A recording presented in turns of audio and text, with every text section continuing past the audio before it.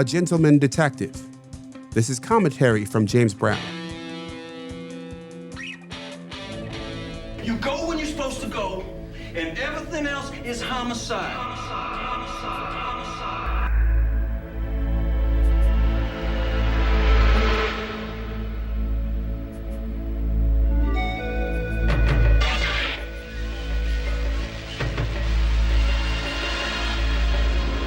That's the haunting theme from Homicide: Life on the Street.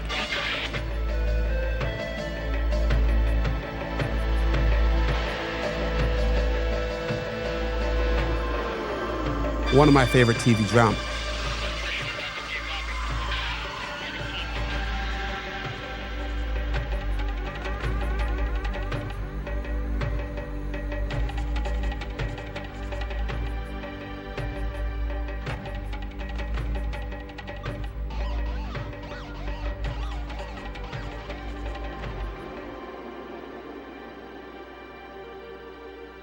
Its lead, Andre Braugher, died a few weeks ago after a brief illness. He won a Best Actor Emmy for his portrayal of Detective Frank Pembleton. Finding love is like solving the perfect crime. You look at every shred of evidence, you talk to every witness, follow up every lead. But more often than not, what wins in the end is just pure, dumb luck. And you, my friend, you're just not lucky. Homicide is largely memory holed in the streaming era due to music rights issues. It's the older sibling of another favorite of mine, the more acclaimed Wire. Both are based in Baltimore. Both are centered on cops. Both were novel for their times. Both from the brain and experiences of David Simon, a Baltimore newspaper reporter turned television writer. Simon's book, Homicide: Life on the Killing Streets, was based on embedding himself in a Baltimore homicide unit for a year. During that stint, Simon met the detective, whom Braugher's character was based. In a 2025 interview, Simon credits executive producer Tom Fontana for creating the template for the show and teaching Simon television.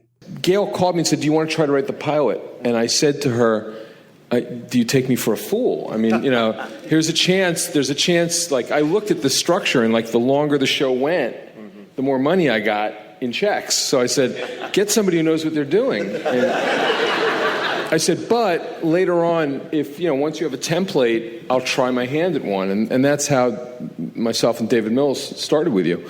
Yeah. And so that was, I didn't really go full in. I was not in his employ until season 4. And the show was already an established fact. And it really was Tom's template. It was Tom and Barry took a book that, if you made that book into a television show, it would not have been, there's a lot of anti-drama in reality. And so it became its own creature, and necessarily so, and to be admired. But I needed to see it actually exist before I could even contemplate it or any role in it. Fontana says his goal was to blow up the model of the cop show. I guess what we were trying to do was not repeat what other cop shows had done. We weren't trying to create some phenomenon. We were just trying to go, let's just not fall into the patterns that we've seen over the decades. Because the cop show and the doctor show, and I had done St. Elsewhere, they're the two basic kinds of shows, drama series on television. And if you're going to try to do them, you really have to sort of blow them up in order to do them, I think, for a new audience. Because with YouTube and everything, you can watch everything that's ever been, practically everything that's ever been on. So, we all have to be cleverer. No character on the show represents that more than Andre Braugher's Frank Pembleton.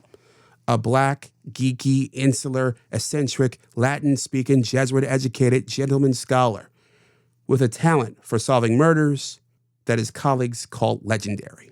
Let me get this straight. You're telling me about my wife? Is that it? Mary's gone. Livy's gone. I'm alone here in this empty house. What am I supposed to do? Spend the rest of my life waiting for my family to come back? Come on, Frank. Frank. Who is that? Who exactly is this Frank Pembleton?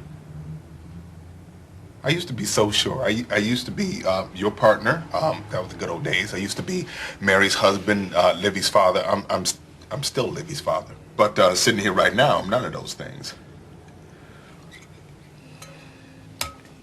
You've got your job. Being a homicide detective, that's who you are, Frank.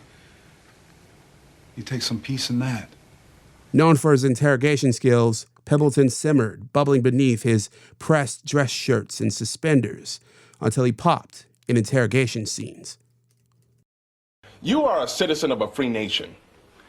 Having lived your adult life in a land of guaranteed civil liberties, you commit a crime of violence, whereupon you are jacked up, dragged down to police headquarters, and deposited in a claustrophobic anteroom containing 3 chairs, a table, and cold brick walls. Have a seat, please.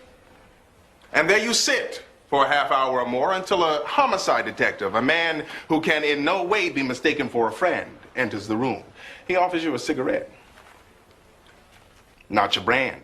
And begins an uninterrupted monologue which wanders back and forth for a half hour or so, eventually coming to rest in a familiar place.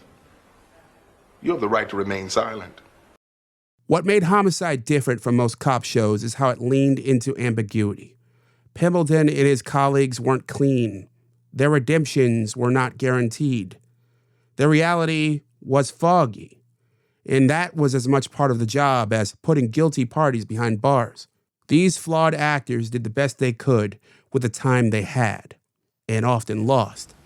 I used to believe in my instincts, that as a detective I was infallible. I don't even believe that anymore. Due largely to its atypical nature and its tough 10 p.m. Friday time slot, Homicide struggled, barely surviving for 7 seasons. Or as I see it, Homicide crawled so The Wire could walk.